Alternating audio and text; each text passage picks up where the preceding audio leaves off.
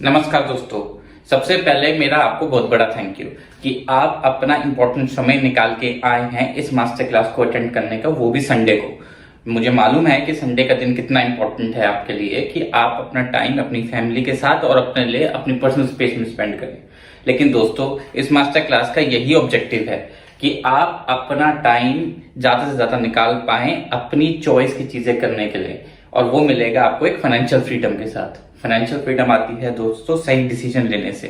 Decision लेते हैं हम एक्शन से, और एक्शन कैसे लेते हैं? एक्शन हमें लेना है अपनी इन्वेस्टमेंट स्ट्रैटेजी बनाने का। और इन्वेस्टमेंट स्ट्रैटेजी बनाने के लिए सबसे ज्यादा इंपॉर्टेंट है समझना कि मार्केट्स कैसे काम करती हैं, उसके सारे फैक्टर्स, इकोनॉमिक फैक्टर्स और इन्वेस्टमेंट फैक्टर्स। आप में से कुछ लोग मुझे 20 साल से ज्यादा टाइम से जानते हैं, कुछ लोग 10 साल से जानते हैं, कुछ लोग 5 साल से जानते हो, और कुछ लोग आप नए जुड़े हो मेरे साथ YouTube चैनल के जरिए। और जैसे जैसे आप हमारी फैमिली का हिस्सा बन रहे हो और जिस स्पीड से हमारी फैमिली बढ़ रही है, मुझे पूरी उम्मीद है कि हम सारे फैमिली मेंबर्स इंडियन इकोनॉमी के साथ ग्रो करेंगे और अचीव करेंगे अपना गोल फाइनेंशियल फ्रीडम का, लाइफ को जीने का अपनी टर्म्स पे। दोस्तों, इस मास्टर क्लास के कुछ गोल्स हैं जो मैं आपके साथ पहले शेयर कर लूं, उसके बाद एक एक करके मैं उनके ऊपर आना शुरू करूंगा। मुझे मालूम है संडे है और आपका टाइम बहुत इंपॉर्टेंट है, इसीलिए मेरी कोशिश रहेगी कि मैं इस मास्टर क्लास को 2 घंटे के अंदर पूरा कंप्लीट कर लूं। पर विश्वास करो मेरा, ये वर्थ इट है, क्योंकि इस मास्टर क्लास से आपको सीखने को मिलेंगे वो सारे फंडामेंटल जिसके ऊपर काम करती है पूरी मार्केट की साइकिल। यानी ये होते हैं एक्चुअल फाउंडेशन हर मार्केट के अंदर। सबसे पहले हमको समझना है कि वर्ल्ड में कोई भी चीज क्यों होती है, और मार्केट्स में भी। उसके दोस्तों 2 फैक्टर होते हैं, एक होता है कॉज, एक होता है इफेक्ट।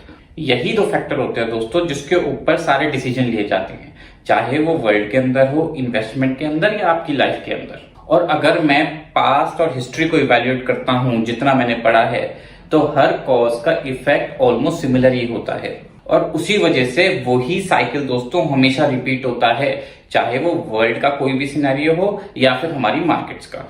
तो आज जो हम सबसे 2 इंपॉर्टेंट प्रिंसिपल्स कवर करेंगे दोस्तों मेरे, वो हैं इकोनॉमिक और इन्वेस्टमेंट प्रिंसिपल्स। और दोस्तों, मैं आज कोशिश करूंगा कि मैं आपको बताऊं कि ये प्रिंसिपल्स कैसे काम करते हैं। इनफैक्ट मैं आपको दिखाऊं कि ये प्रिंसिपल्स कैसे काम करते हैं, इसको आज की मार्केट साइकिल्स के साथ फिक्स करके, और फिर इन प्रिंसिपल्स को हम इम्प्लाई कर सकते हैं आज और फ्यूचर की इवैल्यूएशन के लिए, और उससे समझ सकते हैं कि मार्केट साइकिल कैसे काम करती है। फिर आप खुद ही डिसाइड कर लेना कि ये काम करते हैं कि नहीं। क्योंकि दोस्तों, अगर आप प्रिंसिपल्स को और इन 2 प्रिंसिपल्स को समझ लेते हैं तो आप मार्केट्स में हर डिसीजन लेने के लिए अपने आप सक्षम हो जाते हैं। आपको ना ही किसी कंसल्टेंट के पास जरूरत है जाने की, ना किसी एनालिस्ट के पास, और स्टॉक टिप्स के बारे में तो आप सोचेंगे भी नहीं। क्योंकि दोस्तों, मेरा एक ही बात का मानना है और हमेशा इसी पे बिलीव करता हूं कि give a kid a fish, he she will eat for a day, but teach them how to fish, they will eat every day। तो हम इसी प्रिंसिपल पे रहेंगे आज की मास्टर क्लास में, जिससे आप एक सेंसिबल और रीजनेबल इन्वेस्टर बने और आप स्टॉक टिप्स देने वालों से बहुत दूर रहें। इनफैक्ट जब आपकी उनकी मुलाकात भी हो तो आप उनकी बात को ना सुने, क्योंकि दोस्तों जब आपको खुद आता होगा अपने स्टॉक्स को बनाने का, अपनी इवैल्यूएट करने का, तो आप इस स्टॉक टिप्स को क्यों देखोगे। और दूसरी बात, आप जब इन्वेस्ट करोगे अपनी इवैल्यूएशंस के बेसिस पे, तो आप ऑटोमेटिकली रेगुलरली अपनी रिजल्ट निकालोगे, रिटर्न निकालोगे और ग्रो करोगे अपनी वेल्थ को। इसीलिए मैंने दोस्तों इस मास्टर क्लास को 2 फैक्टर में डिवाइड किया है, एक है इकोनॉमिक प्रिंसिपल्स, एक है इन्वेस्टमेंट प्रिंसिपल्स। क्योंकि मार्केट्स जो हैं वो एक इकोनॉमी के बेस पे ही आगे बढ़ती हैं, तो आपको उसके लिए सबसे पहले इकोनॉमी को समझना पड़ेगा। तो पहले मैं आपको समझाना चाहता हूं कि एक इकोनॉमी कैसे काम करती है। देश की इकोनॉमी हो या दोस्तों वर्ल्ड की इकोनॉमी, वो चलती एक ही तरीके से है, और वो है समय की तरह। जो समय, जैसे समय कभी नहीं रुकता, वैसे एक देश की इकोनॉमी, वर्ल्ड की इकोनॉमी भी कभी नहीं रुकती। और जैसे साल में 4 सीजन होते हैं, वैसे ही हर इकोनॉमी में भी 4 सीजन होते हैं। वो चारों सीजन को हमने एक 4 फैक्टर में डिफाइन किया है, जिसको आप 4 फोर्सेस ऑफ इकोनॉमी भी कह सकते हैं। वो है productivity, short term debt cycle, long term debt cycle और पॉलिटिक्स। पहला फैक्टर है दोस्तों प्रोडक्टिविटी। प्रोडक्टिविटी से मतलब है जैसे जैसे हम काम करते हैं हमारा स्टैंडर्ड ऑफ लिविंग बढ़ता है, क्योंकि हम सीखते रहते हैं उस अपने काम को बेटर से बेहतर करने का समय के साथ। उसी को प्रोडक्टिविटी कहते हैं और वो समय के साथ बेटर ही होता है, चाहे वो कोई भी काम हो। हम जनरली इस चीज को ज्यादा अहमियत नहीं देते क्योंकि हमें लगता है ये तो एक नेचुरल प्रोसेस है और ये हम अज्यूम करते हैं हमें होना ही है हमारे साथ। लेकिन दोस्तों ये एक सबसे इंपॉर्टेंट फैक्टर है अगर हम लॉन्ग टर्म नजरिए से देखें चीज को। और जो फैक्टर हम लॉन्ग टर्म नजरिए से देखते हैं वो होता है एक्चुअल में दोस्तों डेट साइकिल। उसमें दो तरह के डेट साइकिल होते हैं, एक होता है शॉर्ट टर्म डेट साइकिल, एक होता है लॉन्ग टर्म डेट साइकिल। दोस्तों शॉर्ट टर्म डेट साइकिल से मेरा मतलब है एक बिजनेस का साइकिल। जैसे रिसेशन आता है उसके बाद बिजनेस एक्टिविटी स्लो हो जाती हैं, जिसकी वजह से इकोनॉमी जो है वो वीक हो जाती है। और जब वीकनेस एक दायरा जो है वो क्रॉस कर लेती है तब सेंट्रल बैंक जो हैं एक क्रेडिट इंट्रोड्यूस करते हैं। वो क्रेडिट जो है वो दोबारा ग्रोथ को लेके आता है। तो इस तरह से पूरा साइकिल घूमना स्टार्ट होता है, क्योंकि होता क्या है जब एक क्रेडिट इंट्रोड्यूस होता है तो लोगों की परचेजिंग पावर बढ़ती है और उससे परचेजिंग स्टार्ट होती है। लोग एसेट क्लासेस को दोबारा खरीदना स्टार्ट करते हैं, जैसे हो गया लैंड, स्टॉक्स, बॉन्ड्स, और उसी से इकोनॉमी फिर से उठना स्टार्ट हो जाती है। जनरली ये जो साइकिल होती है वो 5 से 10 साल की होती है। अभी रिसेंट पास्ट में देखें तो जनरली ये साइकिल छोटी होती जा रही है, तो इसको समझना बहुत जरूरी है। जैसे जैसे दोस्तों लोगों की परचेजिंग पावर बढ़ती है, इकोनॉमी राइज करने लगती है और एक स्पीड पकड़ने लगती है अपसाइड की तरफ। उसको कंट्रोल करने के लिए सेंट्रल बैंक फिर इन्वॉल्व होते हैं जब वो देखते हैं कि डिमांड जो है वो सप्लाई से ज्यादा स्पीड से बढ़ रही है। फिर सेंट्रल बैंक्स क्या करते हैं, वो जो इंटरेस्ट रेट गिराए थे उनको दोबारा बढ़ाना स्टार्ट करते हैं। और जैसे जैसे वो इंटरेस्ट रेट बढ़ाते हैं इकोनॉमी फिर स्लो होना स्टार्ट हो जाती है और जब इंटरेस्ट रेट पीक पे आ जाते हैं दोस्तों उसके बाद हमारा फिर रिसेशन आ जाता है। तो अब आप समझे कि पूरा साइकिल कैसे घूमता है शॉर्ट टर्म में। लेकिन दोस्तों इन सब में एक पॉइंट तो हमने देखा ही नहीं कि जब भी बाइंग पावर इंक्रीज होती है और मार्केट में क्रेडिट इन्फ्यूज होता है तो उसके साथ डेट भी इंक्रीज होता है। और जब डेट इंक्रीज होता है उसका एक ही नेचर है कि उसको आपको वापस करना होता है, वो एक ऑब्लिगेशन है यानी लायबिलिटी। आप इसको ऐसे समझिए कि जब भी क्रेडिट इंट्रोड्यूस होता है तब आप स्पेंड करते हैं अपनी कमाई से ज्यादा, और जब क्रेडिट खींचा जाता है तब आप उसको वापस करते हैं तब आप स्पेंड करते हैं अपनी कमाई से कम। और यही पूरी फाउंडेशन बनाता है इस साइकिल की। और ये साइकिल सबने एक्सपीरियंस किया है। जिन जिन लोगों ने साइकिल एक्सपीरियंस किया है वो मेरे से एग्री करते हैं तो अपना हाथ रेज करें, और जो लोग वीडियो पे ऑनलाइन नहीं है वो लोग कमेंट्स में मेंशन करें कि यस आई एग्री। मैं पढ़ रहा हूं आपके मैसेजेस साथ साथ। लेकिन इसी तरह से दोस्तों जैसे मार्केट साइकिल्स भी होता है उसके बारे में हम आगे चल के डिस्कस करेंगे। ये देख के अच्छा लगा कि आप लोग अटेंटिव हैं। ज्यादातर लोग, बाकी लोग जो साइड में मोबाइल पे हैं वो भी सुन तो रहे हैं बात को। इसी को दोस्तों शॉर्ट टर्म डेट साइकिल कहते हैं। वैसे ही लॉन्ग टर्म डेट साइकिल भी होती है। और दोस्तों ये जो लॉन्ग टर्म डेट साइकिल है ये सारी शॉर्ट टर्म डेट साइकिल्स को इकट्ठा करके बनती है, क्योंकि चाहता तो हर कोई है कि उनकी इन्वेस्टमेंट बढ़ती रहे, उसका प्राइस बढ़ता रहे, स्टॉक मार्केट बढ़ती रहे, बिजनेसेस ग्रो करते रहे और सैलरी इंक्रीमेंट मिलती रहे। तो इसको सेंट्रल बैंक्स जो है सपोर्ट करते हैं। कैसे? वो इंटरेस्ट रेट कट करके इसके क्रेडिट को बूस्ट करके, जो कि कुछ देशों में तो दोस्तों 0 तक चला गया, जैसे यूएस में, जापान में, यूरोप में। और जब इंटरेस्ट रेट 0 पे चले जाते हैं तो और इसमें और गिराने की कोई गुंजाइश नहीं रहती बैंक्स के पास, तब ये लोग अपनी दूसरी स्ट्रैटेजी पे आते हैं। दूसरी स्ट्रैटेजी क्या है? दूसरी स्ट्रैटेजी है दोस्तों कि ये लोग फिर अब मनी प्रिंट करना स्टार्ट करते हैं, जिसको आप क्वांटिटेटिव ईजिंग के नाम से जानते हैं। वो लोग इस पैसे को प्रिंट करके खुद एसेट्स बाय करना स्टार्ट कर देते हैं, जैसे बॉन्ड्स, लैंड, जो भी फाइनेंशियल एसेट्स होते हैं उस देश के। और जब ये साइकिल भी अपनी पीक पे आ जाती है, मतलब इसमें भी कोई गुंजाइश नहीं बचती, उसके बाद हमारी साइकिल जो है लॉन्ग टर्म डेट साइकिल, उस पे आता है एक नया टर्म। तो अब आप समझे कि कैसे ये दोनों फैक्टर चलते हैं साथ साथ, productivity, short term debt cycle और लॉन्ग टर्म डेट साइकिल। अब क्या होता है, इन सब फैक्टरों के अंदर एक ह्यूमन फैक्टर आता है। उस ह्यूमन फैक्टर को हम कहते हैं पॉलिटिक्स। पॉलिटिक्स होती है दोस्तों एक देश की भी और इंटरनेशनल भी। और जनरली ये दोनों फैक्टर साथ साथ चलते हैं इस साइकिल के अंदर। अगर हम एग्जांपल लें तो 2008 में जब इंटरेस्ट रेट जीरो हुए थे, इससे पहले ये जीरो हुए थे 1929-1930 के अंदर। 1930-29 के ग्रेट डिप्रेशन के बारे में तो आप सब जानते ही हैं। और दोनों ही केस में कॉमन क्या है? दोनों ही केसों में कॉमन ये है, इंटरेस्ट रेट जीरो हुए, उसके बाद सेंट्रल बैंक्स ने पैसा प्रिंट किया और उसके बाद इकोनॉमी में फिर ग्रोथ आई। और फिर हमने तीसरी बार दोस्तों ये फिर देखा अभी रिसेंटली कोविड में।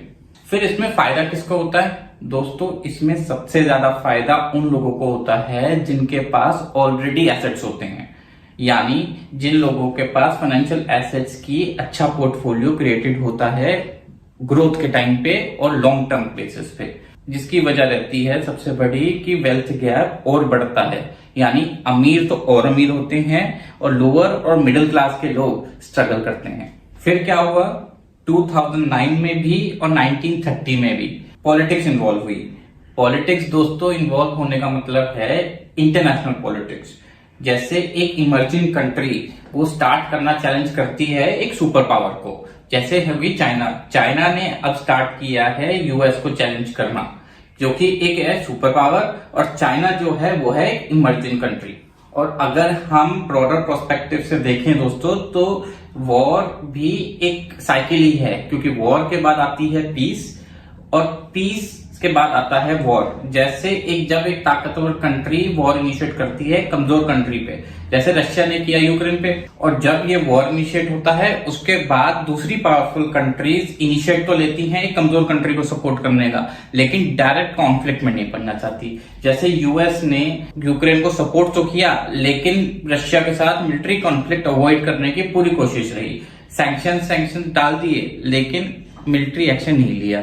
तो इस तरीके से पॉलिटिक्स इंपैक्ट करती है ग्लोबल मार्केट साइकिल्स को। और अगर डोमेस्टिक मार्केट साइकिल्स को देखें, जैसे मोदी जी ने एक डिसीजन लिया कि टैक्स कट का, कॉर्पोरेट टैक्स कट का 25% से, उससे क्या हुआ? उससे एक इंडियन इकोनॉमी जो है बहुत ही बड़ी टेम्पटिंग इकोनॉमी बिजनेस बन गया इंटरनेशनल कंपनीज के लिए।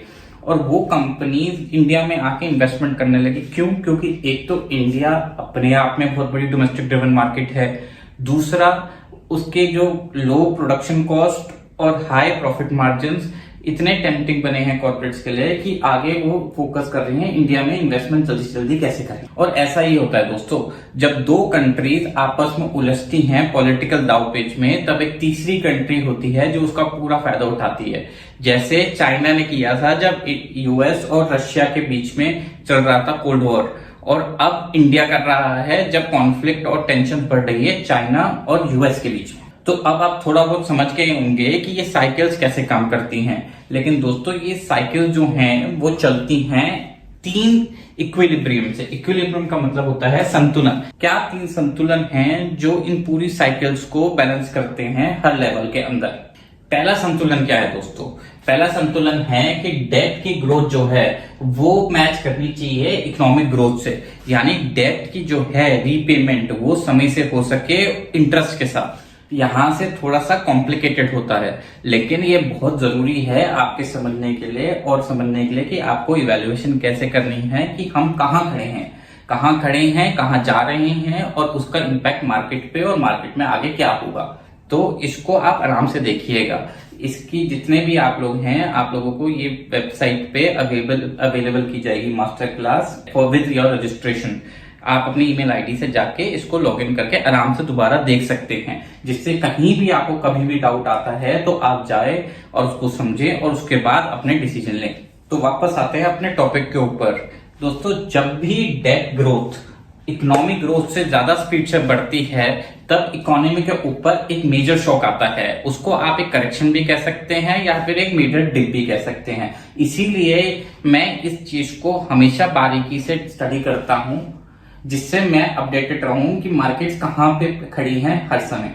दूसरा इक्विलिब्रियम या संतुलन क्या है? दूसरा संतुलन है दोस्तों इकोनॉमिक कैपेसिटी यूटिलाइजेशन का मतलब है कि कितना इकोनॉमी इस समय बबल में है और कितना ही कॉन्ट्रैक्टेड है। वो ना ही ज्यादा हाई होनी चाहिए ना ही वो ज्यादा लो होनी चाहिए।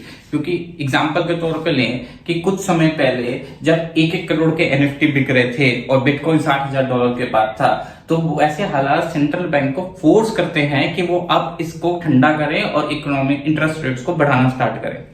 फिर हुआ क्या, सीधा बिटकॉइन $60,000 से नीचे अब $15,000 के आसपास आ गया। तो फिर इकोनॉमी तो एकदम से क्रश हो गई, लेकिन फिर सेंट्रल बैंक ने क्या किया, सेंट्रल बैंक इस हाई से लो में आने वाली इकोनॉमी कैपेसिटी, यूटिलाइजेशन कैपेसिटी को पंप करने के लिए स्टिमुलस इंट्रोड्यूस करता है। दोस्तों इसीलिए इतना इंपॉर्टेंट है कि हम हमेशा जूम आउट करके देखें पूरी सिचुएशन को और समझें हम एग्जैक्टली कहां स्टैंड करते हैं इस समय, जिससे हम उसका आगे की सिचुएशन को प्रिडिक्ट कर पाए। अब एक बात बताओ, आप लोगों को में से कितने लोग इस समय यहाँ पे हैं जिनको लगा है कि उन्होंने इस तरह के हालात या सिचुएशंस अपनी लाइफ में और मार्केट्स के अंदर एक्सपीरियंस किए हैं? आप कमेंट्स में भी भेज सकते हैं जो लोग ऑफलाइन हैं। सभी ने किया है ऑलमोस्ट, मुझे तो 90% लोग नजर आ रहे हैं। तो मेरा तो ये मानना है, क्योंकि मैंने खुद बहुत बारी किया है और मैं मानता हूँ ये आगे चल के भी करता रहूं, लेकिन हम क्या एक्शन लेते हैं इस सिचुएशन पे मैटर वो करता है। दोस्तों हमें पता तो है हो क्या रहा है, हमें क्या ये पता होता है कि इसके आगे क्या होगा, इसीलिए हम यहाँ हैं। और आप मेरे साथ जुड़े रहिए, थोड़ा सा ध्यान रखिए और आप भी जानेंगे अगली बार कि होना क्या है आगे। वेलकम बैक दोस्तों, आई होप आप लोग सब वापस आ गए हैं हमारे ब्रेक के बाद, और जो लोग नहीं आए हैं वो लोग जल्दी से आ जाइए, क्योंकि अब हम शुरू करने वाले हैं बहुत ही इंटरेस्टिंग टॉपिक। जितने भी लोग अभी अपना कैमरा ऑफ करके बैठे हैं, मेरी एडवाइस उनको है कि आप लोग अपना कैमरा ऑन कर लीजिए, क्योंकि आप लोग और मैं फेस टू फेस बात कर पाएं और कनेक्ट कर पाएं एक दूसरे से। उससे हमारा रिलेशनशिप और हमारा कम्युनिकेशन और स्ट्रांग होगा आगे चल के समय के साथ। मैं देख रहा हूँ ज्यादातर लोग जितने पहले अवेलेबल थे ऑनलाइन, वो लोग अभी सामने मेरे को नजर आ रहे हैं। तो अब शुरू करते हैं हम अपने टॉपिक को, क्योंकि दोस्तों अब ये टॉपिक सबसे ज्यादा इंटरेस्टिंग होने वाला है। और अब मैं बात करने स्टार्ट करूंगा मार्केट साइकिल्स की।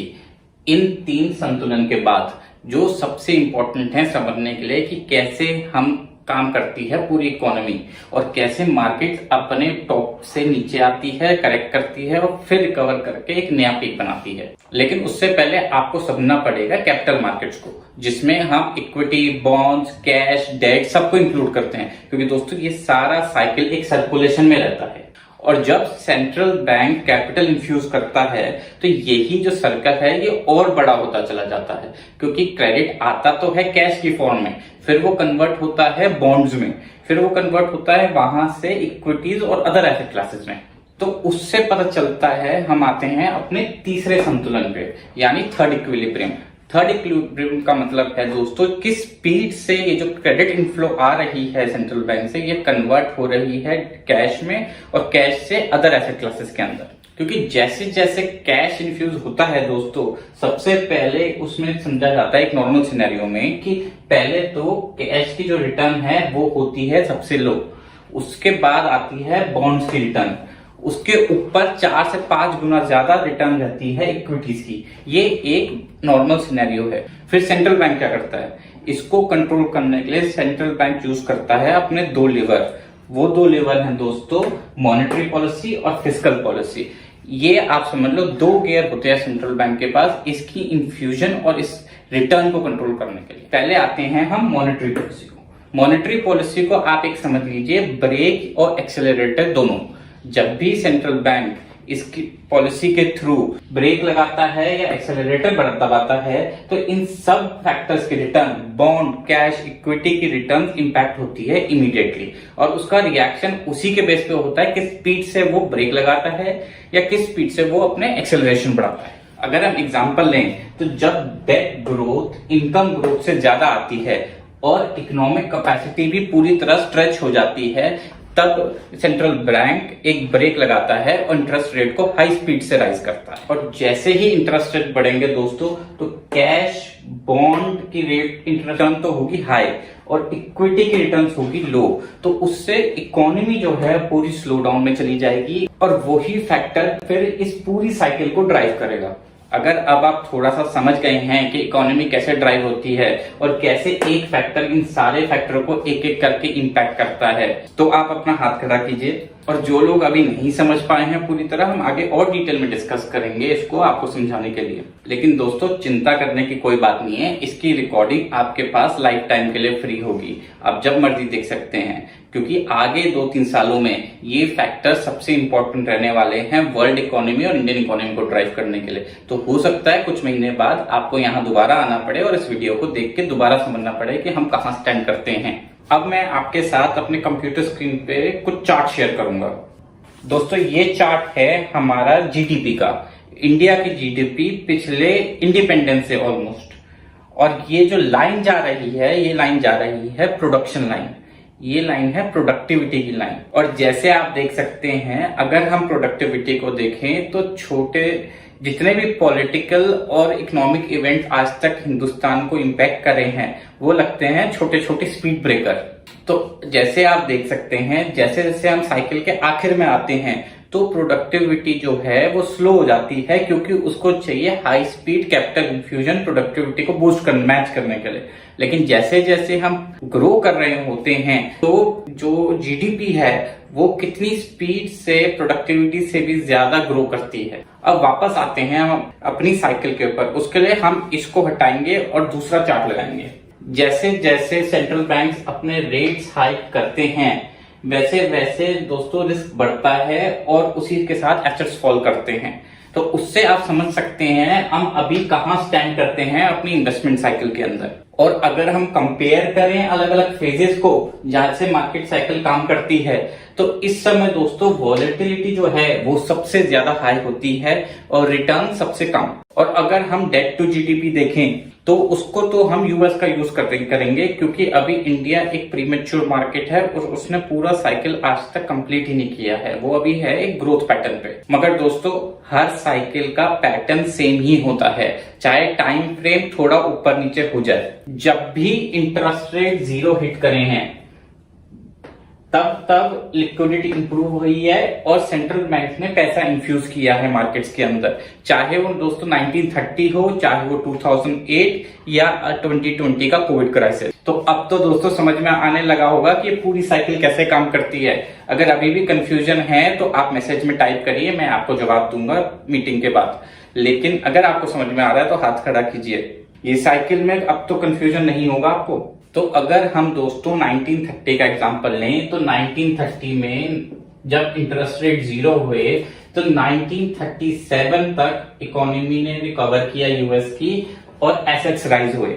एसेट्स राइज होने के बाद क्या हुआ, 1940 में दोबारा सेंट्रल बैंक ने रेट डाउन करने स्टार्ट किए और उसके बाद फिर रिसेशन आया। और दोस्तों, ये पहली बार हुआ था 1940 में जब वर्ड रिसेशन यूज किया गया था हिस्ट्री में। मैंने आपसे डेट की बात की थी, डेट के साथ और भी लाइबिलिटीज होती हैं जो इस फैक्टर्स को इम्पैक्ट करती हैं, जैसे पेंशन फंड हो गया, लाइफ इंश्योरेंस स्कीम्स हो गए। लेकिन मैं उन मुद्दों में डिटेल में नहीं जाऊंगा, क्योंकि हम इस मास्टर क्लास को टाइम से खत्म करेंगे। मुझे मालूम है संडे है, आप लोगों के कमिटमेंट्स हैं, आप लोग भी अपनी फैमिली के साथ टाइम बिताना चाहते हैं, तो हम अपने मुद्दे पे रहेंगे और उस टॉपिक पे शायद किसी और दिन बात करेंगे। तो उसके क्या फैक्टर्स हैं? उसके फैक्टर्स हैं दोस्तों, जब कंपनी के अंदर इंटरेस्ट रेट हाई होते हैं तो प्रॉफिट मार्जिन इंपैक्ट होते हैं, क्योंकि एक तो उसकी बोरोइंग कॉस्ट बढ़ जाती है तो उसकी इंटरेस्ट वैल्यू बढ़ जाती है। दूसरा, इकोनॉमी स्लो डाउन से उसके रेवेन्यूज और सेल्स पे इंपैक्ट आता है, और जब रेवेन्यूज और सेल्स पे इंपैक्ट आएगा, इंटरेस्ट कॉस्ट बढ़ेगी तो ऑटोमेटिकली प्रॉफिट्स डाउन हो जाएंगे,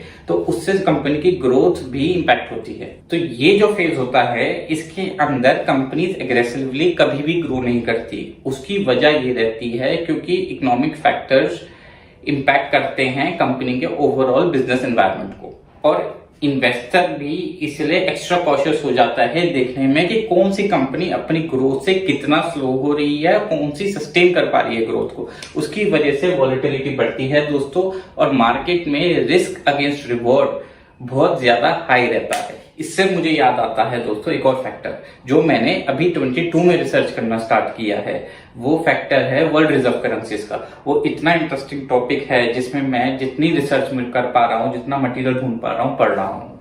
अभी मैंने रिसेंटली यूएस डॉलर के बारे में पढ़ा जो करंट वर्ल्ड रिजर्व करेंसी है, फिर उसके पहले पढ़ा मैंने ब्रिटिश पाउंड के बारे में, जो उससे पहले वर्ल्ड रिजर्व करेंसी थी, और उससे भी पहले जो वर्ल्ड रिजर्व करेंसी उसके बारे में भी पढ़ा, वो था डच गिल्डर। इस टॉपिक पे मैंने आपके साथ एक वीडियो यूट्यूब पे भी शेयर किया था 15 अगस्त को, क्या इंडिया बन सकता है वर्ल्ड की नेक्स्ट रिजर्व करेंसी। जैसे जैसे मैं इसको स्टडी करता जा रहा हूं, मुझे पता चलता है कि कौन सी करेंसी क्यों वर्ल्ड रिजर्व करेंसी बनी और कैसे उसने अपना उस राइट को खोया समय के साथ। तो अगर आप हिस्ट्री और डेटा को समझें तो जैसे मैंने समझा है, टेक्नोलॉजी जो है वो सबसे बड़ा फैक्टर रहा है किसी भी देश की करेंसी को वर्ल्ड रिजर्व करेंसी बनाने के अंदर, क्योंकि टेक्नोलॉजी जो है वो ही एक फैक्टर रहता है दोस्तों, जो एक देश की इकोनॉमी को ड्राइव करती है ग्रोथ की तरफ, हाई स्पीड ग्रोथ की तरफ, क्योंकि वो उसको इकोनॉमी को भी ड्राइव करती है दोस्तों और उसकी मिलिट्री को भी ड्राइव करती है। अगर मैं डच गिल्डर से स्टार्ट करूं दोस्तों, तो डच ने क्या किया, डच ने बनाए बड़े बड़े शिप्स। वो शिप्स इतने बड़े और ताकतवर थे कि वो पूरी दुनिया में ट्रैवल कर सकते थे। उसको उन्होंने भर दिया वेपन्स और मिलिट्री आर्सेनल से, मतलब आर्मी से, और दुनिया भर में जा जाके ट्रेड किया। एक समय था दोस्तों जब डच जो थे दुनिया का 50% ट्रेड कंट्रोल करते थे। तो इमेजिन कीजिए 50% ट्रेड वो लोग करते थे, और वो सिर्फ ट्रेड करते थे अपनी करेंसी के अंदर, वो थी डच गिल्डर। तो जिसको भी उनके साथ ट्रेड करना है उसको डच गिल्डर में ट्रेड करना पड़ेगा, और उसी तरीके से उनकी करेंसी बनी वर्ल्ड की फर्स्ट रिजर्व करेंसी। अगर हम अब वापस अपने चार्ट पे आए तो हम ये तो समझ चुके हैं कि हम कहाँ स्टैंड करते हैं इस समय अपने साइकिल के अंदर।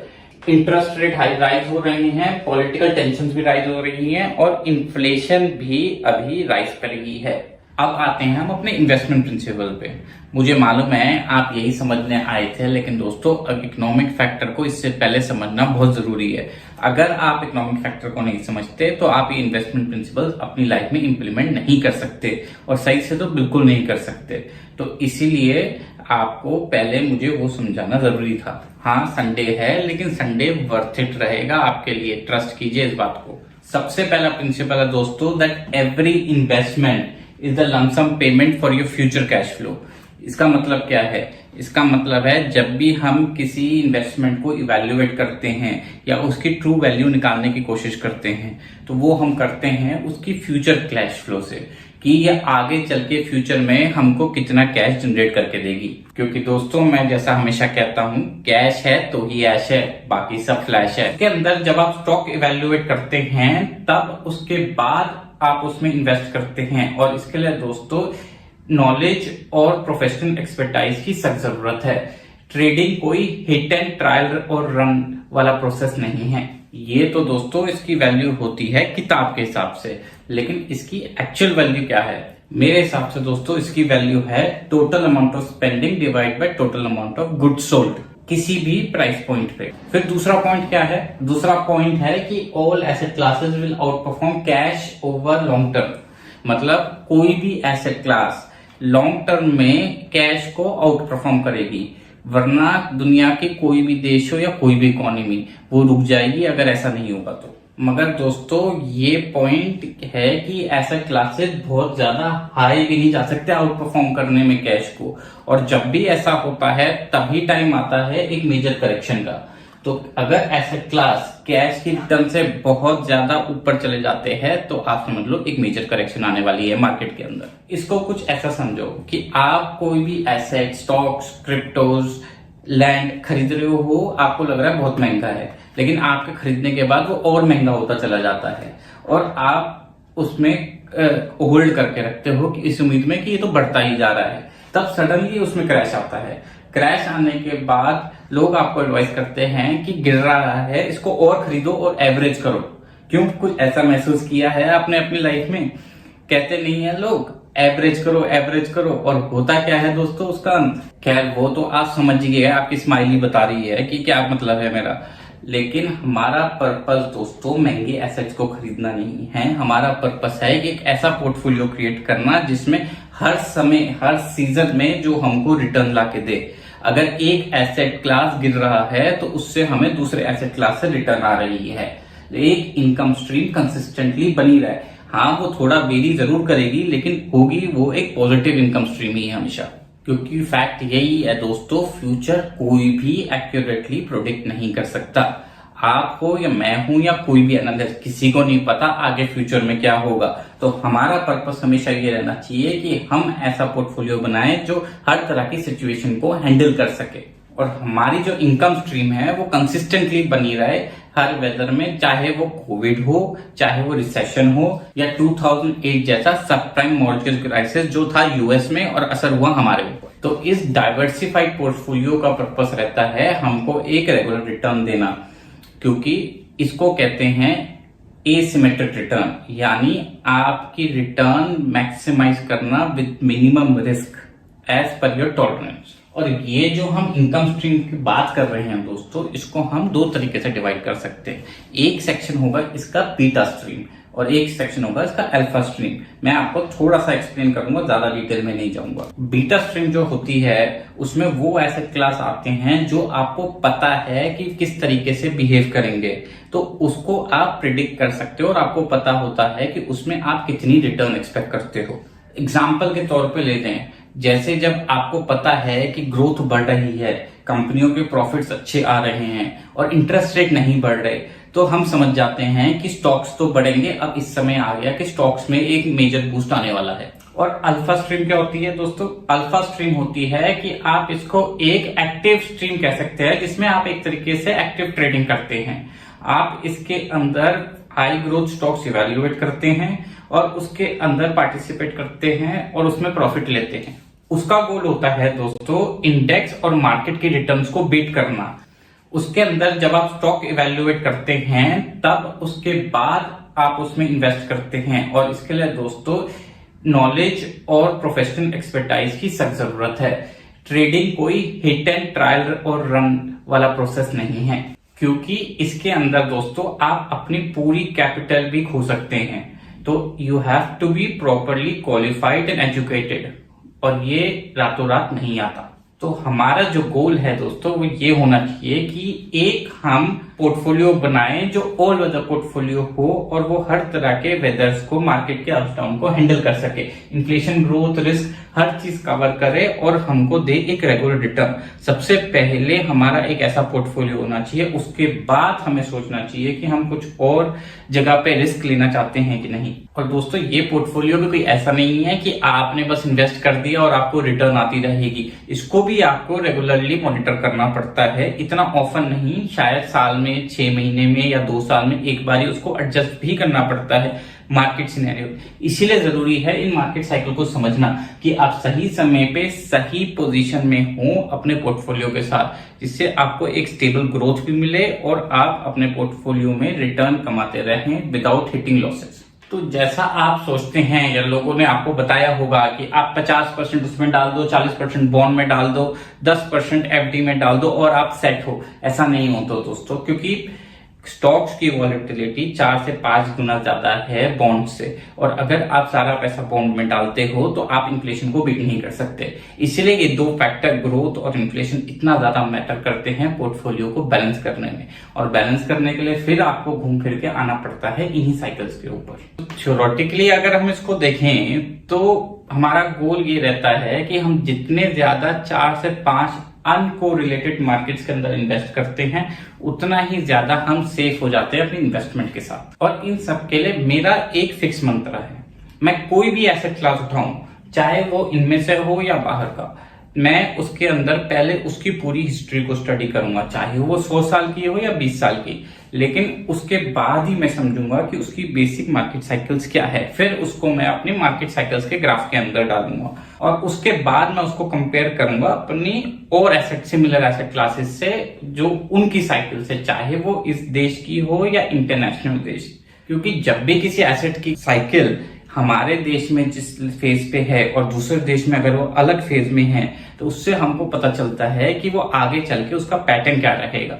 दोस्तों बेसिक फाउंडेशन सेम ही रहती है, वेरिएबल फैक्टर्स हाँ जरूर हो सकते हैं कि आपका फॉल उससे कम हो या आपकी राइज उससे कम हो, लेकिन पैटर्न वही रहेगा, हमेशा रहा है और पिछले 200 सालों में और आगे 200 सालों में भी चेंज नहीं होगा। एग्जाम्पल के तौर पे आप ले लो आईटी सेक्टर को। देखो आईटी सेक्टर इंडिया का जो है वो अच्छी ग्रोथ पे है पिछले 5 सालों से, लेकिन यूएस का जो आईटी सेक्टर है वो ऑलरेडी सैचुरेशन पॉइंट से डाउनवर्ड ट्रेंड में आ चुका है। रेगुलर मार्केट क्रैशेस जो आईटी सेक्टर के यूएस स्टॉक्स में हो रहे हैं वो बताते हैं कि इसका इम्पैक्ट आगे चल के इंडियन मार्केट्स पे भी आएगा ही आएगा।